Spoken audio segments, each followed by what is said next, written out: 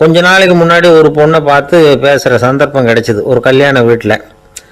அந்த பொண்ணு சொல்லிச்சு, சார் எனக்கு கல்யாணம் ஆகி 15 வருஷம் ஆகுது, நான் மாமியார்கிட்ட சண்டை போட்டதே இல்லை அப்படின்னு ரொம்ப அடக்கமாக சொல்லிச்சு. அது எப்படிம்மா சாத்தியமாச்சுன்னு கேட்டோம். எனக்கு கல்யாணம் ஆகி 15 வருஷம்தான் ஆச்சு, ஆனால் என் மாமியார் செத்து போய் 20 வருஷத்துக்கு மேலே ஆயிட்டுது அப்படின்னுது. ஒரே ஒரு ஊரில் ஒரு அம்மா இருந்தாங்க. அந்த அம்மாவுக்கு ஒரே ஒரு பிள்ளையாண்டான். அவனுக்கு ரொம்ப அக்கறையோடு கல்யாணம் பண்ணி வச்சாங்க. கல்யாணம் முடிஞ்சதும் மருமக பொண்ணு வீட்டுக்கு வந்து சேர்ந்தது. அப்பாடா என் கடமை முடிஞ்சது, இனிமேல் அக்கடான்னு எங்கேயாவது ஒரு மூலையில் படுத்து கிடக்கலாம் அப்படின்னு நினச்சாங்க அந்த அம்மா. ஆனால் நினைக்கிறபடி எங்கே நடக்குது? அதுக்கப்புறம் தான் பிரச்சனையே ஆரம்பமாச்சு. மருமகள் குணம் சரியில்லை, ஒரு மாதிரி. அந்த பொண்ணு வீட்டுக்கு வந்ததுமே முதல் வேலையாக மாமியாரை பார்த்து, அதுதான் நான் வந்துட்டேன்ல, இனிமேல் உங்களுக்கு என்ன வேலைங்க, புறப்பட வேண்டியது தானே, காசி ராமேஸ்வரம்னு எங்கேயாவது போங்க அப்படின்ட்டு தான். மாமியார் பார்த்தாங்க, கொஞ்சம் யோசனை பண்ணாங்க. இந்த பாருமா, நீ இப்படி சொல்கிறதுக்கு முன்னாடியே வீட்டை விட்டு புறப்படணுங்கிற முடிவுக்கு நான் வந்துட்டேன். வீட்டை மட்டும் இல்லை, இந்த உலகத்தை விட்டே கூட போகிறதுக்கு தயாராக இருக்கிறேன். ஆனால் ஒரே ஒரு விஷயத்துக்காக என் உயிரை கையில் பிடிச்சிக்கிட்டு இருக்கிறேன் அப்படின்னாங்களாம். என்ன விஷயம்னு கேட்டது இந்த மருமக பொண்ணு. வேற ஒன்றும் இல்லை, என் பிள்ளைக்கு கல்யாணம் பண்ணி வச்சுட்டேன், ஒரு பேர புள்ள பிறந்து அதை என் கண்ணால் பார்த்துட்டேன்னா நான் எங்கே வேணும்னாலும் போகிறதுக்கு தயாராக இருக்கிறேன் அப்படின்னாங்களாம் அந்த மாமியார். மாமியார் இப்படி சொல்கிறதுலேயும் நியாயம் இருக்கிறதாக பட்டுது அந்த பொண்ணுக்கு. சரி அப்படியே இருந்து பார்த்துட்டு போகலாம் அப்படின்னு அனுமதி கொடுத்தது. கொஞ்ச காலத்தில் ஒரு பேரன் பிறந்தான். அந்த அம்மாவும் பேரனை கண்ணால் பார்த்துட்டாங்க. சரி பேரனை பார்த்தாச்சுல்ல, இனிமேல் புறப்பட வேண்டியது தானே அப்படின்னது மருமக பொண்ணு. மாமியார் பார்த்தாங்க, நீ சொல்கிறது சரிதாம்மா, அதில் ஒன்றும் தப்பு இல்லை, என்னோட பேரன் உங்களை அம்மா அப்பான்னு கூப்பிடுறத என் காது குளிர கேட்டுட்டு போயிடுறேனே அப்படின்னாங்களாம். சரி அந்த ஆசையை நிறைவேறட்டும் அப்படின்னு காத்துக்கிட்டு இருந்தாங்க. பேரன் வளர்ந்தான், நடந்தான், பள்ளிக்கூடம் போனால் பெரியவனானான். மருமக பொண்ணு மறுபடியும் மாமியாரை விரட்ட ஆரம்பிச்சுட்டுது, இன்னும் புறப்புள்ளையான்னு. இதை பாருமா, இது வரைக்கும் இருந்துட்டேன், பேரனோட கல்யாணத்தையும் கண்ணால் பார்த்தாதான் இந்த கட்டை வேகம் போல் இருக்குது அப்படின்னு சொல்லி ஒரு மாதிரியாக பேச ஆரம்பித்தாங்க. இதுவும் நியாயமான ஆசையாக தான் போட்டுது அப்படின்னு அது யோசிச்சிருக்கு அந்த பொண்ணு. சரின்னு அதுக்கும் ஒத்துக்கிட்டது. உடனே பேரனுடைய கல்யாணமும் முடிஞ்சது ஒரு வழியாக. இனிமே ஒரு நொடி கூட இங்கே இருக்கக்கூடாது, புறப்படுங்க அப்படின்னு மாமியாரை விரட்டிச்சான் அந்த பொண்ணு. இப்போ அந்த மாமியார் தன்னோட மருமகளை பார்த்து சொல்கிறாங்க, இதோ கிளம்பிட்டேம்மா, என் மூட்டை முடிச்செல்லாம் கட்டிக்கிட்டேன், புறப்பட்டுவிட்டேன், அப்படியே நீயும் உன் துணிமணிகளை மூட்டை கட்டிக்கிட்டு கிளம்பிடும், என்னோட சேர்ந்து 2 பேருமா சேர்ந்து போயிடலாம் அப்படின்னாங்களாம். அந்த பொண்ணு முழிக்குது.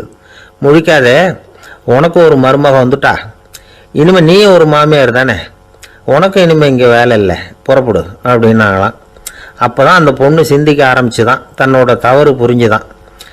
இந்த தகவலை கேட்டுக்கிட்டு இருக்கிற மருமகள்லாம் இதை பற்றி கொஞ்சம் யோசித்து பார்க்கணுங்கிறதுக்காகத்தான் இதை சொல்கிறோம் மாமியார்கள் சார்பாக. ஒருத்தர் ரொம்ப கவலையோடு உட்காந்துருந்தார். எதை பற்றி சார் கவலைப்படுறீங்கன்னு கேட்டோம். எதிர்காலத்தை பற்றி கவலைப்படுறேன்னார். ஏன்னு கேட்டோம். என்ன பண்ணுறதுன்னே தெரியல சார், எதிர்காலம் ஒரே இருட்டாக இருக்குது, பாதையே புரியலன்னார். இன்றைக்கி நம்ம இளைஞர்கள் பல பேருக்கு எதிர்காலம் இருட்டாக தான் தெரியுது. அவங்கெல்லாம் இந்த கதையை கொஞ்சம் கேட்கணும். ஒரு மலை அடிவாரத்தில் ஒரு சின்ன கிராமம். அந்த மலை ரொம்ப உயரமானது, அடர்த்தியாக செடி கொடிகள் மரங்கள் அதில் மண்டி கிடக்குது. பகல் வேளையில் இருட்டாக தான் இருக்கும், அவ்வளவு அடர்த்தி. அந்த மலை உச்சியில் ஒரு கோவில். நாள் ராத்திரியே புறப்பட்டாதான் காலையில் அந்த கோவிலுக்கு போய் சேர முடியும். கிராமத்து இளைஞன் ஒருத்தன் அந்த மலை உச்சிக்கு போக வேண்டியிருந்தது. கையில் ஒரு விளக்கை எடுத்துக்கிட்டு நாள் ராத்திரியே புறப்பட்டான். புறப்பட்டு போனவன் கிராமத்து எல்லையிலேயே நின்றுட்டான். ஏன் தெரியுமா? அவன் கையில் இருந்த விளக்கோட வெளிச்சம் 10 அடி தூரத்துக்கு தான் தெரியுது. அது வரைக்கும் தான் பாதை தெளிவாக இருக்குது, அதுக்கு அப்பால எல்லாம் ஒரே இருட்டாக இருக்குது, பாதை புரியல. இவன் யோசனை பண்ணி பார்த்தான். மனசுக்குள்ள ஒரு சந்தேகம், 10 அடி தூரம் தானே வெளிச்சம் தெரியுது, அப்படின்னா நாம் 10 அடி தூரம் தானே போக முடியும், அதுக்கு அந்தாண்ட ஒரே இருட்டாக இருக்குது, அதில் எப்படி நாம் நடந்து போகிறது, நாம் ரொம்ப தூரம் நடந்து போய் ஆகணுமே அப்படிப்பட்ட நினப்பெல்லாம் அவனுக்கு வந்துட்டுது. இதுதான் அவன் மனசில் ஏற்பட்ட தயக்கம். இப்படி யோசிச்சுக்கிட்டே அந்த இளம் ஆசாமி புறப்பட்ட இடத்துலயே நின்றுட்டு இருக்கிறான். அந்த சமயத்தில் ஒரு வயசான பெரியவர் அந்த பக்கமாக வந்தார். அவர் கையில் இதை விட சின்னதாக ஒரு விளக்கு வச்சிருந்தார். அது எப்படின்னா அது ஒரு 5 அடி தூரத்துக்கு தான் வெளிச்சம் காட்டுது. அவ்வளவு சின்ன விளக்கு. அவரும் மலை உச்சிக்கு போகிறதுக்காக தான் வந்துகிட்டு இருக்கிறார். அவரை பார்த்து இவன் கேட்டான், என்ன பெரியவரே, இவ்வளவு சின்ன விளக்க வச்சுக்கிட்டு அவ்வளவு தூரத்துக்கு எப்படி மலையேற போறீங்க அப்படின்னு கேட்டான். நீ ஏன் இப்படி தயங்கிட்டே நிற்கிறேன்னு கேட்டார் பெரியவர். என்கிட்ட இருக்கிற விளக்கு 10 அடி தூரத்துக்கு தான் பாதையை காட்டுதுன்னா. இப்போ பெரியவர் சொன்னார், தம்பி, உன் கையில் இருக்கிற விளக்கு கொடுக்குற வெளிச்சத்தை வச்சு நீ முதல்ல 10 அடி தூரம் முன்னாடி போ. 10வது அடியில் போய் நின்றுக்கிட்டு பாரு, மறுபடியும் ஒரு 10 அடி தூரத்துக்கு பாதை தெரியும். இப்படி உன் கையில் இருக்கிற விளக்கு தொடர்ந்து வெளிச்சம் காட்டிக்கிட்டே இருக்கும். நீ முன்னேற முன்னேற அந்த வெளிச்சமும் முன்னேறும். அதனால் எத்தனை கிலோமீட்டர் தூரம் வேணும்னாலும் நீ இந்த 10 அடி தூரம் வெளிச்சத்தை வச்சுக்கிட்டே நீ போயிடலாம், புறப்படு அப்படின்னார். இப்போதான் அந்த பெரியவர் சொன்னது இளைஞனுக்கு பளிச்சுன்னு புரிஞ்சுதான். உடனே உற்சாகமாக புறப்பட்டான், உச்சிக்கு போய் சேர்ந்தான். இந்த கதையிலேருந்து நாம் புரிஞ்சுக்க வேண்டியது என்ன தெரியுமா? நீண்ட கால திட்டம் ஒன்று போடும் பொழுது நமக்கு முன்னாடி இருக்கிறத மறந்துட்டு மனசை போட்டு குழப்பிக்க கூடாது. உங்கள் கையில் என்ன இருக்கோ அதுலேயே உங்கள் எதிர்காலம் மறைஞ்சிருக்குது. கண் முன்னாடி தெரியறத வச்சு ஆரம்பிங்க, போக போக வழி தானா புலப்படும் அப்படிங்கிறார் ஒரு பெரியவர். பெரிய பயணங்களையெல்லாம் இப்படி தான் நடத்த வேண்டியிருக்கும். ஒவ்வொரு அடியாக எடுத்து வச்சா ஓடி போய் சேர்ந்து விடலாம். மலைச்சு போய் நின்றுட்டா நின்றுக்கிட்டே இருக்க வேண்டியது தான். நம்ம ஆள்லாம் ரொம்ப மோசமாக இருக்கிறாங்க. ஒருத்தன் அப்படி தான் நீண்ட தூர பிரயாணம் ஒன்று புறப்பட்டான். ரயில் போய்கிட்டே இருந்தது. கொஞ்சம் தூரம் போச்சு, பாதி வழியில் கையில் வச்சுருந்த டிக்கெட்டை காற்றுல விட்டுட்டான். ஐயோ, என் டிக்கெட்டு போயிட்டுதே அப்படின்னு கத்த ஆரம்பிச்சுட்டான். பக்கத்தில் இருந்த பெரியவர் அவனை பார்த்து பரிதாபப்பட்டு, கவலைப்படாத தம்பி, போனா போகுது, வேற டிக்கெட் வாங்கிக்கலாம் அப்படின்னு ஆறுதல் சொன்னார். அதுக்கு அவன் சொல்கிறான், சார், நான் அதுக்காக அழலை, அந்த டிக்கெட்டு கிடைச்சா தானே நான் எந்த ஊருக்கு போகணுங்கிறது எனக்கு தெரியும் அப்படிங்கிறான். ஒரு நாள் ஒரு நண்பரை சந்தித்தேன். உங்கள் வீடு எதுன்னு உங்களுக்கு தெரியுமா சார்ன்னு. அவர் என்னை ஒரு மாதிரியாக பார்த்தார். அப்புறம் சொன்னார், தெரியும் அப்படின்னாரு. சரி, உங்கள் தொலைபேசி எண் உங்களுக்கு தெரியுமான்னு. அதுவும் தெரியும்னார். உங்கள் மனைவி மக்கள் யார் யாருன்னு உங்களுக்கு தெரியுமான்னு கேட்டேன். என்ன ஒரு மாதிரியாக பார்த்தார். அப்புறம் சொன்னார், அதுவும் தெரியும் சார் அப்படின்னார். சரி, நீங்கள் யாருன்னு உங்களுக்கு தெரியுமான்னு கேட்டேன். இப்போ தான் அவர் முழிக்க ஆரம்பித்தார். அவர் மட்டும் அப்படி இல்லை, நாம் எல்லாருமே அப்படி தான். எதிரில் நிற்கிறது யாருங்கிறது தெரியும், நாம் யாருன்னு நமக்கு தெரியாது. உண்மையிலேயே நாம் யார்? இந்த கேள்விக்கான பதிலை தான் வாழ்க்கை பூரா நாம் தேடிட்டு இருக்கிறோம். புத்தர் என்ன சொல்கிறாரு தெரியுமா? நீங்கள் கடவுளை பற்றி கவலைப்பட தேவையில்லை, உங்களை பற்றின கவலை உங்களுக்கு இருந்தால் போதும் அப்படிங்கிறார். நான் யார், எனக்கு ஏன் இந்த கவலை அப்படின்னு உங்களை நீங்களே கேட்டுக்குங்க அப்படிங்கிறார். நாம் ஏன் கடவுளை படைத்தோம்? அது ஒரு நழுவல் முயற்சியாம். அதாவது தன்னிடமிருந்து தானே தப்பிக்கிற ஒரு முயற்சியாம். இப்படி தான் அதை சொல்கிறாங்க அறிஞர்கள்லாம். மக்கள் பொய்யான பிரச்சனைகளில் ஆர்வமாக இருக்கிறாங்க, அதுக்கு தீர்வு காணவும் முயற்சி பண்ணுறாங்க.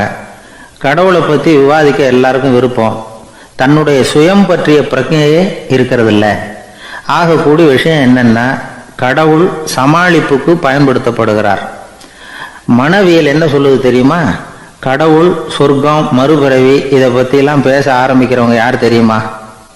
போருக்கு போகிறவன், துன்பத்தில் சிக்கி கஷ்டப்படுறவன், நோய் படுக்கையில் விழுந்தவன், இவங்க தான். நாம் அனுபவத்திலே பார்க்குறோமே இதையெல்லாம். கடவுளை துணைக்கு கூப்பிடுறவங்க யாருன்னு கவனித்து பாருங்கள். பரீட்சை எழுத போகிறவன், வேலை தேடி அலையிறவன், பண நெருக்கடியில் இருக்கிறவன், விபத்தில் சிக்கிக்கிட்டவன், இவங்கெல்லாம் தான்.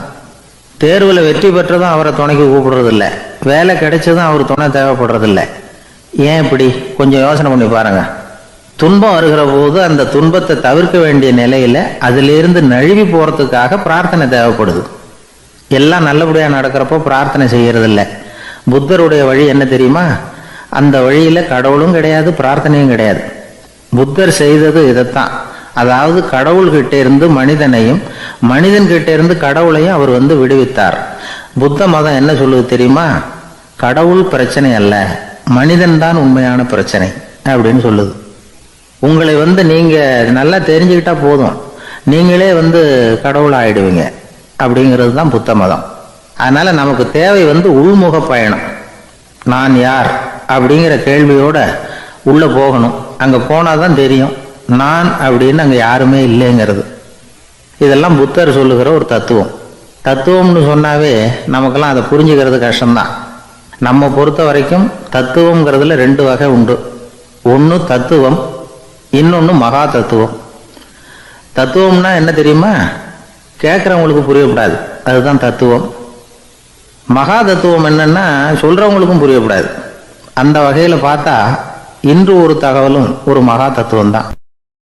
ஜெருசலேம் அங்கே உள்ள ஒரு தேவாலயம், அதில் உள்ள பலிபீடத்தின் முன்னாடி ஒரு பெட்டி உண்டு. அது காணிக்கை பெட்டி. ஆலயத்துக்கு வர்றவங்க பிரார்த்தனை பண்ணிவிட்டு திரும்பி போகிற சமயத்தில் அந்த பெட்டியில் காணிக்கை போடுவாங்க. அவங்களால எவ்வளவு முடியுமோ அவ்வளவு போடுறது வழக்கம். அவங்கவுங்க வசதிக்கு தகுந்த மாதிரி போடுவாங்க. வசதி உள்ளவங்களாக இருந்தாலும் சரி, வசதியே இல்லாத வறியவர்களாக இருந்தாலும் சரி, ஆலய காணிக்கை பெட்டியில் காசு போடுறது அவங்களுக்கு ரொம்ப பெருமையான ஒரு செயல். ஒரு சமயம் இயேசு தம்முடைய சீடர்களோடு அந்த ஆலயத்துக்கு வரார். அங்கே உட்காந்து ரொம்ப நேரம் வழிபாடு பண்ணிட்டு இருக்கிறார். சீடர்களும் அந்த ஜபத்தில் கலந்துக்கிட்டாங்க. வழிபாடு முடிஞ்சுது. இயேசு உட்காந்துருக்கிறார். காணிக்கை பெட்டியில் காசு போடுறவங்கள கவனிக்கிறார். சீடர்களும் அதையே கவனிச்சுக்கிட்டு இருக்கிறாங்க. ரொம்ப பேர் வரிசையாக வந்தாங்க. அவங்களால முடிஞ்ச அளவுக்கு காசு போட்டுட்டு அவங்க பாட்டுக்கு போய்கிட்டு இருக்கிறாங்க. வசதியானவங்க நிறைய பேர் வந்தாங்க. அதுக்கு மத்தியில் வயசான ஒரு அம்மா, அவங்களும் வந்து காசு போட்டுட்டு போகிறாங்க. இப்போ இயேசு தன்னுடைய சீடர்கள் பக்கம் திரும்பினார். ஒரு கேள்வி கேட்டார். இப்போ இந்த காணிக்கை பெட்டியில் நிறைய பேர் வந்து காசு போட்டுட்டு போகிறத நீங்கள் கவனிச்சிங்க. இன்னைக்கு இந்த காணிக்கை பெட்டியில் ரொம்பவும் அதிகமாக காசு போட்டது யார் அப்படின்னு கேட்டார். முதல்ல வந்தார ஒரு பெரிய மனுஷன், அவர் தான் அதிகமாக போட்டார் அப்படின்னார் ஒருத்தர். மூணாவதாக வந்தவர் தான் அதிகமாக போட்டார், நான் கவனித்தேன் அப்படின்னாரு இன்னொருத்தர். இப்படி ஆளுக்கு ஒரு விதமாக சொல்கிறாங்க. கடைசியாக இயேசு சொன்னாராம், இன்றைக்கு அந்த பெட்டியில் அதிகமாக காசு போட்டவங்க அந்த வயசான அம்மா தான் அப்படின்னாராம். சீடர்களுக்கு ஒன்றும் புரியல. அந்த அம்மா ரொம்ப ஏழையாச்சே, அவங்க எப்படி அதிகமாக காணிக்கை செலுத்த முடியும் அப்படிங்கிறது அவங்க சந்தேகம். இயேசு விளக்குனார். நிறைய பேர் வந்தாங்க, நிறையவே காசுகள் போட்டாங்க, அது உண்மைதான். ஆனாலும் அந்த அம்மா என்ன பண்ணாங்க கவனிச்சிங்களா? வந்தாங்க, தன்னுடைய காசு பையை திறந்தாங்க, அப்படியே கொட்டுனாங்க. அதில் இருந்தது ரெண்டு காசுகள் தான். அந்த 2 காசும் காணிக்கை பெட்டியில் விழுந்துட்டுது. மற்றவங்கள்லாம் தங்கள்கிட்ட இருந்த செல்வத்தின் ஒரு சிறு பகுதியை எடுத்து பெட்டியில் போட்டாங்க. ஆனால் இந்த அம்மா தன்கிட்ட என்ன இருந்ததோ அதை அப்படியே போட்டுட்டாங்க. தன்னுடைய பிழைப்புக்காக வச்சிருந்த அவ்வளவையும் இழக்கிறதுக்கு தயாராயிட்டாங்க. அவ்வளவு தாராள மனசு அவங்களுக்கு. அதனால அவங்க செலுத்தின காணிக்கை தான் அளவில் அதிகம் அப்படின்னார். விலை மதிப்பில்லாத முத்து புதையல் ஒருத்தனுக்கு கிடைக்க போகுதுன்னு வச்சுக்கோங்க. அதன் மதிப்பை உணர்ந்தவன் என்ன பண்ணுவான்? அதை அடையிறதுக்காக தன்கிட்ட இருக்கிற எதையும் கொடுக்கறதுக்கு தயாரா இருப்பான் இல்லையா? அது மாதிரி தான் இதுவும் அப்படின்னார். உலக மதிப்பீடுகளை துரும்பா தூசியா மதிச்சு அதையெல்லாம் உதறி விடுகிறவன் இறையருள் அப்படிங்கிற இணையில்லாத செல்வத்தை பெறுகிறான் அப்படிங்கிறது இதில் உள்ள கருத்து.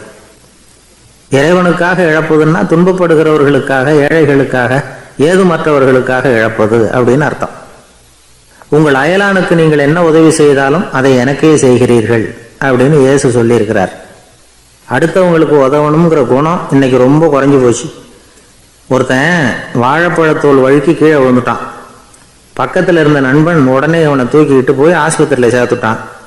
அதுக்கப்புறம் சொன்னான், நீ அந்த வாழைப்பழத்தோலில் காலை வைக்க போகிறத முன்னாடியே நான் கவனிச்சுட்டேன் அப்படின்னானா. அப்படின்னா அப்போவே நீ எனக்கு உதவி செஞ்சுருக்கலாமே அப்படின்னானா அவன். நான் டாக்டருக்கு உதவலாம்னு நினச்சிட்டேன் அப்படின்னா இவன். ஒரு ஊரில் ஒரு பெரிய செல்வந்தர் இருந்தார். பணத்துக்கு பஞ்சம் இல்லை. அதனால் இந்த உலகத்தில் முடியாத காரியம் எதுவும் இல்லைன்னு நினச்சார். பணம் இருந்தாலே அந்த நினப்பு தானாக வந்துடும். அதனால் இவரும் அப்படி நினச்சதில் ஒன்றும் தப்பு இல்லை. அந்த ஊருக்கு குருநானக் ஒரு தடவை வந்தார். அவருக்கு இந்த செல்வந்தர் ரொம்ப பிரமாதமாக ஒரு வரவேற்பு கொடுத்தார். ஊர் எல்லையிலேயே எங்கள் வீட்டுக்கு வந்து விருந்து சாப்பிட்டுட்டு போகணும்னு கேட்டுக்கிட்டார். அவரும் சரின்னு ஒத்துக்கிட்டார். உடனே தன்னுடைய பங்களாவில் ஒரு பெரிய விருந்துக்கு ஏற்பாடு பண்ணார். குருநானக்கை அழைச்சிட்டு வீட்டுக்கு போனார். உட்கார வச்சார். ஐயா, நான் இந்த ஊர்லேயே ரொம்ப பெரிய வசதி உள்ளவன். என்னால் எல்லாம் முடியும். உங்களுக்காக நான் என்ன செய்யணும்னு சொல்லுங்கள். எதுவாக இருந்தாலும் பரவாயில்ல, எவ்வளவு செலவானாலும் பரவாயில்ல, என்னால் செய்ய முடியும். என்ன செய்யணும்னு சொல்லுங்கள், அது போதும், நான் செய்கிறேன் அப்படின்னு நான் ரொம்ப பணிவா. இதை கேட்டதும் குருநானக் சிந்திச்சார் கொஞ்ச நேரம். அதுக்கப்புறம் தன்னோட சட்டை பைக்குள்ளே கையை விட்டு ஒரு பழைய ஊசி ஒன்று எடுத்தார். அந்த செல்வந்தர்கிட்ட கொடுத்தார். இதை பாருங்க, இவ்வளவு தூரம் நீங்கள் கேட்கறதுனால சொல்கிறேன். எனக்கு நீங்கள் செய்ய வேண்டிய உதவி இதுதான்னார். ஊசியை கையில் வாங்கிக்கிட்டு இதை என்ன செய்யணும் சொல்லுங்க அப்படின்னார் அவர். நீங்கள் செய்ய வேண்டியது என்னென்னா, இந்த ஊசியை பத்திரமா வச்சிருக்கணும். நாம் 2 பேரும் இறந்து போனதுக்கு பின்னாடி இன்னொரு உலகத்தில் நாம் சந்திக்கக்கூடிய வாய்ப்பு இருக்குது. அப்போ இந்த ஊசியை என்கிட்ட கொண்டாந்து கொடுக்கணும். இதுதான் நீங்கள் எனக்காக செய்ய வேண்டிய உதவி அப்படின்னார் குருநானக் லேசாக சிரிச்சுக்கிட்டே. இதை கேட்ட உடனே இந்த பெரியவர் முழிக்க ஆரம்பிச்சிட்டார். அது எப்படிங்க, நான் சாகிறப்ப எப்படி இந்த ஊசியை எடுத்துக்கிட்டு இன்னொரு உலகத்துக்கு வர முடியும்னார்.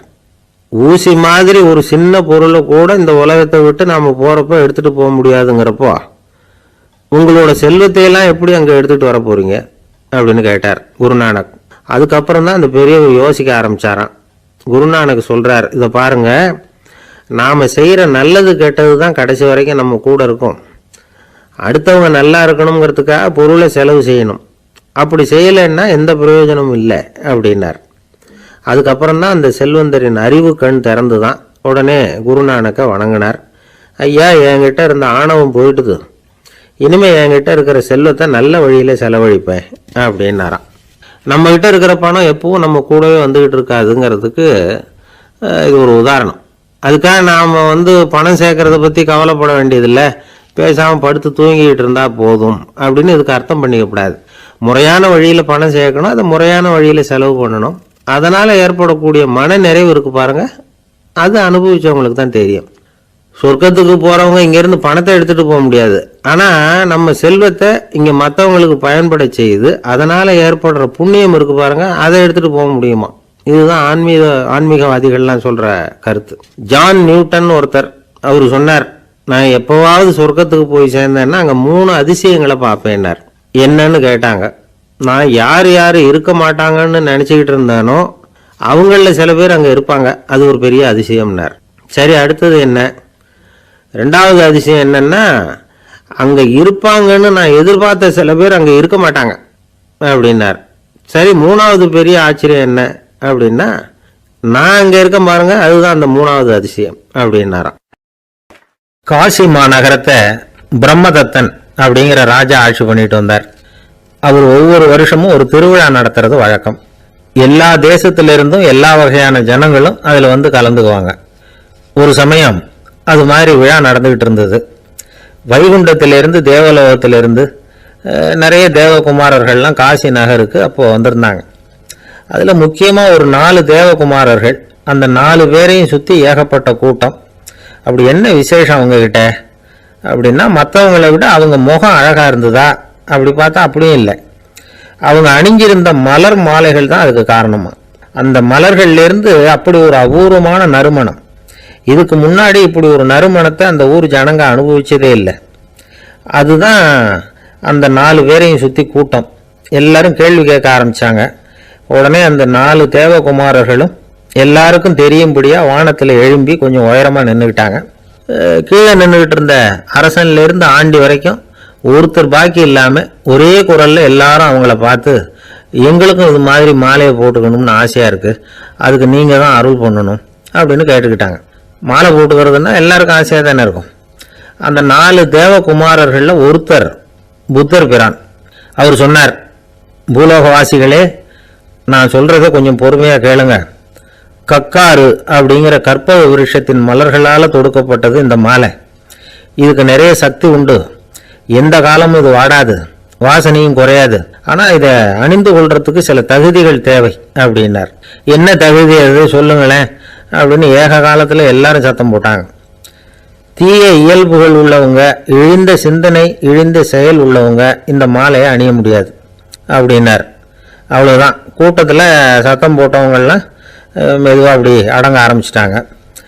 இன்னொரு தேவகுமாரன் சொன்னார், அடுத்தவங்க பொருளை அபகரிக்காதவன், அடுத்தவங்களுக்கு கெடுதல் பண்ணக்கூடிய பொய் பேசாதவன், பேராசையினால் கெட்ட வழியில் பொருள் ஈட்ட நினைக்காதவன் இந்த மாலையை போட்டுக்கலாம் அப்படின்னார். கூட்டத்திலிருந்து யாரும் முன்னுக்கு வரல. ஒரே ஒரு ராஜகுரு மட்டும் கொஞ்சம் முன்னாடி வந்தார். பெரியவர், படித்தவர். அவர், எனக்கு தகுதி இருக்குது அந்த மாலையை போட்டுக்கிறதுக்கு அப்படின்னார். வேற ஒன்றும் இல்லை, பொய் சொல்லியாவது அந்த மாலையை வாங்கிக்குவோமே அப்படின்னு முடிவு பண்ணிட்டார் அவர். அவ்வளோதான், மாலையை வாங்கிட்டார். அடுத்த தேவகுமாரன் பேசினார்.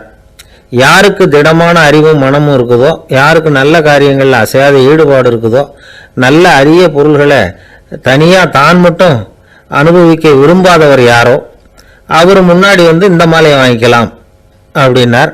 அந்த தகுதியும் எனக்கு இருக்குன்னார் ராஜகுரு. மாலையை வாங்கி போட்டுக்கிட்டார். இன்னொரு ராஜகுமாரன் பேச ஆரம்பித்தார். அறநெறியில் செல்வம் சேர்க்கணும், ஆடம்பர பொருள்களுக்கு அடிமையாகக்கூடாது, வெற்றி அடைஞ்சாலும் கர்வம் வரக்கூடாது, அப்படிப்பட்டவங்க இந்த மாலையை போட்டுக்கலாம்னார். துணிஞ்சு போய் சொல்லி அதையும் வாங்கி கழுத்தில் போட்டுக்கிட்டார் இந்த ராஜகுரு. இன்னொரு ராஜகுமாரன் சொன்னார், சான்றோர்களை நிந்திக்காதவங்க, புறம் பேசாதவங்க இந்த மாலையை போட்டுக்கலாம்னார். அதையும் வாங்கி போட்டுக்கிட்டார். திருவிழா முடிஞ்சுது, எல்லாரும் திரும்பி போயிட்டாங்க. மறுநாள் ராஜகுரு 4 மாலைகளையும் போட்டுக்கிட்டு ராஜசபைக்கு வரார். வந்தவர் ரொம்ப அவஸ்தையோடு வர்றார். மாலையெல்லாம் வாடி போயிட்டுது, வாசனை எதுவும் கிடையாது. அது மட்டும் இல்லை, அவருக்கு கடுமையான தலைவலி வேற வந்துட்டுது. துடிச்சு போயிட்டார். மாலையை கழட்டவும் முடியல. ஜனங்கள்லாம் அவரை பார்த்து சிரிக்க ஆரம்பிச்சிட்டாங்க. என்னத்துக்கு ஆசைப்படணும், ஏன் இப்படி கஷ்டப்படணும் அப்படின்னு. ராஜா பார்த்தார். மறுபடியும் விழாவுக்கு ஏற்பாடு பண்ணினார். தேவகுமாரர்கள்லாம் வந்தாங்க. ராஜகுரு வந்தார். மக்கள் முன்னிலையில் அவங்க காலில் விழுந்தார், மன்னிப்பு கேட்டுக்கிட்டார். இந்த மாலையை போட்டுக்கிற தகுதி எனக்கு இல்லை. தகுதி இல்லாத ஒருத்தன் தகாத தகுதியை பொய் மூலம் பெறணும்னு ஆசைப்படுறாங்களே, அவங்களுக்கெல்லாம் என்னுடைய தண்டனை ஒரு எச்சரிக்கையாக இருக்கட்டும்னார். அதுக்கப்புறம் தேவகுமாரர்கள் அவர் கழுத்தில் இருக்கிற மாலையை கழட்டினாங்களாம். அந்த மாலைகளும் பழையபடி மனம் கொடுக்க ஆரம்பிச்சுட்டு தான். இதுலேருந்து நாம் தெரிஞ்சுக்க வேண்டியது என்னென்னா, நமக்கு தகுதி இல்லாத ஒரு கௌரவம் நம்மகிட்ட தானாக வந்தால் கூட அதை வந்து தவிர்த்து விடுறது தான் நல்லது. அதுதான் புத்திசாலித்தனம். ஒருத்தர் வந்தார். சார், எங்கள் இலக்கிய மன்ற விழாவுக்கு நீங்கள் வந்து தலைமை தாங்கணும்னார். உடனே இவர் சொன்னார், பேச்சாளர், சார் இலக்கியத்தை பற்றி பேசுகிற தகுதி எனக்கு இல்லையே அப்படின்னார். உடனே அவர் கூப்பிட வந்தவர் சொன்னார், அந்த தகுதி உங்களுக்கு இல்லைங்கிறது எங்களுக்கும் தெரியும் சார், அதனால தான் உங்களை தலைமை தாங்க கூப்பிடுறேன் அப்படின்னார். அது சரி, தலைமைன்னா அதுக்கு இவர் என்னதான் அர்த்தம் பண்ணுறாருன்னு தெரியல. ஒரு காடு, நல்ல மரம்லாம் செழிச்சு இருந்தது. அப்படிப்பட்ட காட்டில் ஒரு சாது இருந்தார். அவர் எப்படின்னா எப்பவும் ஒரு மரத்தடியில் உட்காந்துருப்பார். ஏன்னா அவருடைய இருப்பிடமே அதுதான். அவர் என்ன பண்ணுவார், 3 கல் வச்சுருந்தார். செங்கல் மாதிரி இருக்கும், ஆனால் அதை விட கொஞ்சம் பெருசாக இருக்கும். எதுக்கு அந்த 3 கல்லுன்னா அதுதான் அவருடைய படுக்கை. அதாவது தூங்குறப்ப ஒரு கல்லை தலைக்கு கீழே வச்சுக்குவார், இன்னொரு கல்லை இடுப்புக்கு கீழே வச்சுக்குவார், இன்னொரு கல்லை காலுக்கு கீழே வச்சுக்குவார். உடம்பை வந்து அப்படியே ஒரு தகட்டால் மூடிக்குவார், அப்படியே தூங்கி போடுவார்.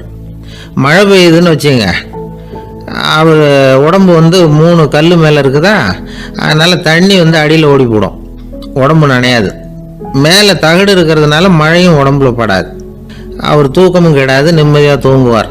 பகலில் அந்த 3 கல்லையும் ஒரு சேர ஒரு அடுப்பு மாதிரி வச்சு அது மேலே உட்காந்துக்குவார்.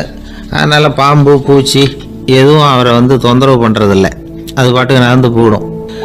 அவர் பாட்டுக்கு நிம்மதியாக இருப்பார். யாராவது எதையாவது கொண்டுட்டு வந்து கொடுத்தா அதை வாங்கி சாப்பிடுவார், அவ்வளவுதான். ஒரு நாள் அந்த நாட்டு அரசன் காட்டுக்கு வேட்டையாட வந்தான். அந்த வழியாக வந்தப்போ இந்த சாது படுத்துருக்கிறத பார்த்தான், பரிதாபப்பட்டான். ஐயோ பாவம், இவர் இப்படி இந்த கல் மேலே உடம்ப வச்சுக்கிட்டு தூங்குறாரு, என்ன பாடுபடுவார், இவரை நாம் வந்து அரண்மனைக்கு அழைச்சிட்டு போய் சுகமாக நிம்மதியாக இருக்கிறதுக்கு வழி செஞ்சு கொடுப்போம், அது ரொம்ப நல்லாயிருக்கும் அப்படின்னு நினச்சான். அப்படி நினச்சிக்கிட்டே அரண்மனைக்கு வந்துட்டான். அதுக்கப்புறம் ஒரு பல்லக்கையும் 2 சேவகர்களையும் காட்டுக்கு அனுப்பி அந்த சாதுவை மெதுவாக இங்கே அழைச்சிட்டு வந்துடுங்க அப்படின்னு சொல்லி அனுப்பி வச்சான். இவங்க போய் அவர்கிட்ட விவரத்தை சொன்னாங்க. எனக்கு என்னத்துக்கு அரண்மனை வாசம் அப்படின்னார். இருந்தாலும் மன்னர் உத்தரவு, நீங்கள் அவசியம் வரணும் அப்படின்னாங்க இவங்க. சரின்னு சொல்லிவிட்டு வேறு வழி இல்லாமல் புறப்பட்டார். புறப்படும்போது என்ன பண்ணாருன்னா, மறக்காமல் அந்த 3 கல் ஒரு தகடு அதையும் எடுத்து பல்லக்கில் வச்சுக்கிட்டார். என்னத்துக்கு இதையெல்லாம் எடுத்து வைக்கிறாரு அப்படின்னு சொல்லி அவங்க யோசனை பண்ணாங்க. இருந்தாலும் அதை பற்றி ஒன்றும் கேட்கல. பேசாமல் அவரை அழைச்சிட்டு போய் அரண்மனையில் விட்டுட்டாங்க. அரசன் ஓடி வந்தான், வரவேற்றான், அறுசுவை உணவு படைத்தான். அவர் படுக்கிறதுக்கு தங்க கட்டில், பட்டு மெத்தை, இப்படி எல்லாம் ஏற்பாடு பண்ணி வச்சான். இங்கே படுத்து ஓய்வு எடுத்துங்க அப்படின்னு சொல்லிவிட்டு அவன் பாட்டு போட்டான். மறுநாள் காலையில் வந்து பார்க்குறான், சாது படுத்துருக்கிறார். எப்படி தெரியுமா, அந்த பட்டு மெத்தை மேலே 3 கல்லையும் வச்சு வழக்கம் போலவே அது மேலே படுத்துருக்கிறார். அதுக்கு மேலே தகடு. அரசன் பார்த்துட்டு அதிர்ச்சி ஆயிட்டான். என்ன சுவாமி இப்படி அப்படின்னா. சாது சொன்னார், எனக்கு வந்து தேவையும் இல்லை குறையும் இல்லை, எல்லா இடத்துலையும் எனக்கு ஒரே மகிழ்ச்சி தான் அப்படின்னார். மகிழ்ச்சிங்கிறது தங்க கட்டிலேயோ பட்டு மெத்தையிலேயோ இல்லை, அது மனசில் இருக்கிற ஒரு விஷயம். உண்மையான மகிழ்ச்சிக்கு வழி மனப்பக்குவம் அப்படிங்கிறது அந்த அரசனுக்கு புரிஞ்சுதான். இந்த காலத்தில் ஒரு சாமியார், அவரை தேடி ஒரு சீடன் வந்தான். என்னாச்சு தெரியுமா சுவாமி, எனக்கு நிம்மதி வேணும், அதுக்கு என்ன வழின்னு கேட்டான். சாமியார் நிமிர்ந்து பார்த்தார். அப்புறம் சொன்னார், நீ ஏகப்பட்ட பேர்கிட்ட கடன் வாங்கியிருக்கிற, அதையெல்லாம் திருப்பி கொடுத்தாதான் உனக்கு நிம்மதி கிடைக்கும்னார். இவனுக்கு ஆச்சரியம். அது எப்படி சாமி அவ்வளவு கரெக்டாக நான் கடன் வாங்கினதை கண்டுபிடிச்சிங்க அப்படின்னா, உனக்கு கடன் கொடுத்து சாமியாராக போனதே நான் தான்ப்பா, அதனால தான் இந்த கதிக்கு வந்தேன். என்கிட்டயே நிம்மதிக்கு வழி கேட்குறிய, அதுதான்டா வேதனை அப்படின்னாராம் அவர்.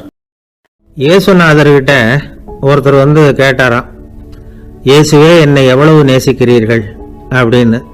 அவர் தன்னுடைய இரு கைகளையும் அகல விரித்து இவ்வளவு என்று சொல்லி சிலுவையில் உயிர் நீத்தார் அப்படின்னு சொல்லுவாங்க. அதாவது அந்த நேசிப்புக்கு எல்லை கிடையாது, அதே போல மன்னிப்புக்கும் எல்லை கிடையாது. இது இயேசுநாதர் சொல்லி கொடுத்த ஒரு பாடம்.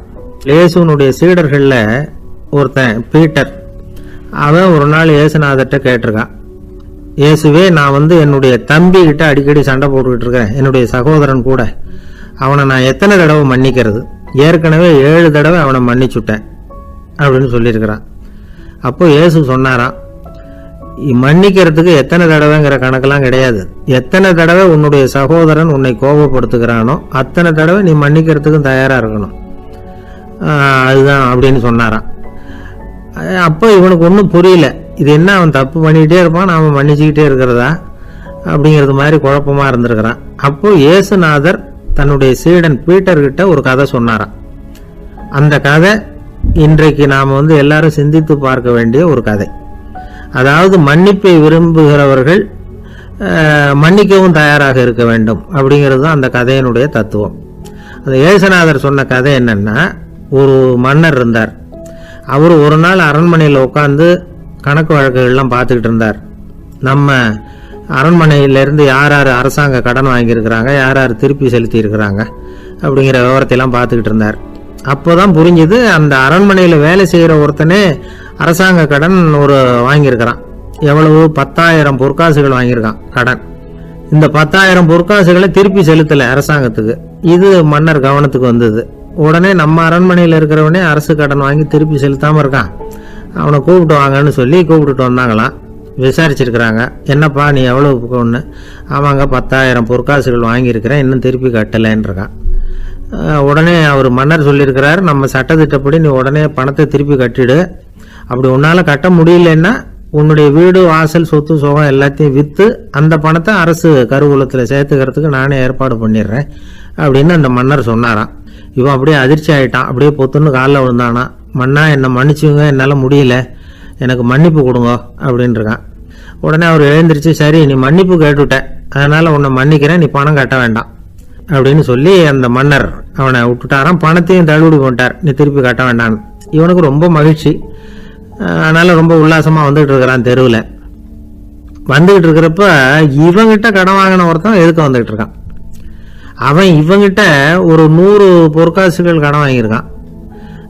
அவன் வந்தான், இவன் போய் அவன் சாட்டையை பிடிச்சிக்கிட்டான், நீ எப்படா என் கடனை திருப்பி கொடுக்க போகிறேன்னு. அவன் இப்போ முடியல, கொஞ்சம் பொறுத்துக்கா, அப்புறம் தரேன் இருக்கான். அதெல்லாம் முடியாது, நீ கொடுத்து தான் ஆகணும் அப்படின்னு இவன் புடிவமாக சொல்கிறான். இப்போ நிலைமையை பாருங்க, இவன் ஏற்கனவே 10,000 பொற்காசுகள் அரசாங்கத்தில் கடன் வாங்கினா அதுக்கு மன்னிச்சு விட்டுட்டார் இவனை. ஆனால் இவன் இன்னொருத்தனை மன்னிக்கிறதுக்கு தயாராக இல்லை. இவங்கிட்ட கடன் வாங்கின இன்னொருத்தன் 10 பொற்காசுகள், அவனை மன்னிக்க தயாராக இல்லை. அவனை கொண்டு போய் நீதிமன்றத்தில் கொண்டு போய் நிறுத்தி தண்டனை வாங்கி கொடுத்துட்டான். நீதிபதி என்ன சொன்னார், அந்த இவன் வாங்கின பொற்காசுகளை திருப்பி கட்டுற வரைக்கும் ஜெயிலில் இருக்கணுங்கிறது தீர்ப்பு. ஆனால் உடனே அரசர் காதில் விழுந்தது. சொல்லிட்டாங்க, உங்ககிட்ட மன்னிப்பு வாங்கிட்டு போனானே ஒருத்தன், அவன் இன்னொருத்தனை மன்னிக்கிறதுக்கு தயாராக இல்லை, அவனை கொண்டு போய் ஜெயிலில் அடைச்சிட்டான் அப்படின்னு. உடனே மன்னர் பார்த்தார், இவனை மறுபடியும் கூப்பிட்டு வர சொன்னார். தபாரப்பா, நான் உன்னை மன்னிச்சு விட்டேன், ஆனால் நீ இன்னொருத்தனை மன்னிக்கிறதுக்கு தயாராக இல்லை, அதனால் என்னுடைய தீர்ப்பையும் மாத்துறேன், நீயும் அரசு கடன் தீர்ற வரைக்கும் ஜெயிலில் தான் இருக்கணும் அப்படின்னு சொல்லி ஜெயிலுக்கு அனுப்பிச்சிட்டாராம். இப்படி ஒரு கதையை இயேசுநாதர் தன்னுடைய சீடருக்கு சொன்னதாக ஒரு வரலாறு.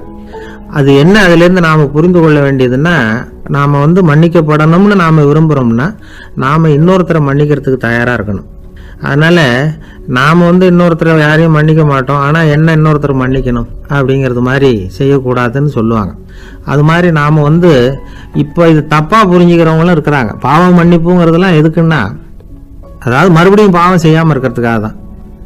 அதான் மன்னிக்கிறாரே அப்படிங்கிறதுக்காக மறுபடியும் பாவம் பண்ணிகிட்டு இருக்கிறது இல்லை. அதான் ஒருத்தர் கேட்டாராம், பாவத்திலேருந்து மன்னிப்பு கிடைக்கணும்னா நீ என்ன செய்யணும் அப்படின்னு கேட்டிருக்காரு. அதுக்கு அவன் சொல்லியிருக்கிறான், நான் முதல்ல பாவம் செய்யணும், அப்போ தானே மன்னிப்பு கிடைக்கும் அப்படின்னு நானா. இப்படிப்பட்டவர்கள் தான் இன்றைக்கி உலகத்தில் அதிகமாக இருக்கிறாங்க. அதனால் இந்த மன்னிப்பின் மகத்துவங்கிறது இயேசுநாதர்கிட்டேருந்து தான் நாம் புரிஞ்சுக்கணும். அந்த இயேசு சொன்ன அந்த மன்னிக்கிற மனோபாவம் இருந்தால் இன்றைக்கி உலகம் பூராவும் அமைதி பூங்காவாக இருக்கும். அதில் ஒன்றும் ஆச்சரியமே இல்லை, அதில் ஒன்றும் சந்தேகமும் இல்லை. அதனால் மன்னிக்கிற மனோபாவத்தை நாம் எல்லாரும் நமக்குள்ளே வளர்த்து கொள்ள வேண்டும் அப்படிங்கிறது தான் நாம் இன்றைக்கு எல்லோரும் சிந்தித்து பார்க்க வேண்டிய ஒரு செய்தி. ஒருத்தன் சொன்னானா, நான் எப்போவுமே என்ன தான் சார் நம்புவேன், மற்றவங்கள நம்ப மாட்டேன். நேற்றுக்கு பாருங்க, திடீர்னு 10 பேர் என்னை அடிக்க வந்துட்டாங்க, நான் ஒருத்தனாகவே அதை சமாளித்தேன் அப்படின்றான் ரொம்ப பெருமையாக. அது எப்படின்னு கேட்டாங்களா, ஒரே ஓட்டமாக அங்கேருந்து ஓடி வந்துட்டேன் அப்படின்னு நானா.